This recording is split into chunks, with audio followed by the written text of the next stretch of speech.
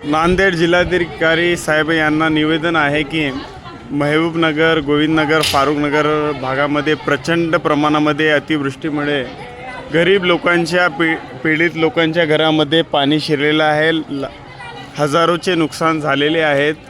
लोक खूप परेशान आहेत। इथे आपण बघू शकता मागच्या काळामध्ये अनेक वर्षापासून जे बोगस लाभार्थी आहेत त्यांना शासनाचा निधी देण्यात आला आणि ज्याच्या घरामध्ये पाणी घुसलं त्याला काहीच भेटलं नाही असं लोकांमध्ये संताप व्यक्त करण्यात येत आहे।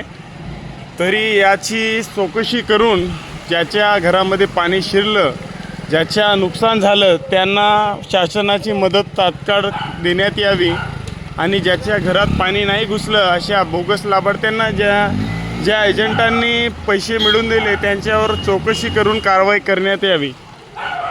जिल्हाधिकारी साहेब नांदेड यांना ही निवेदन आहे।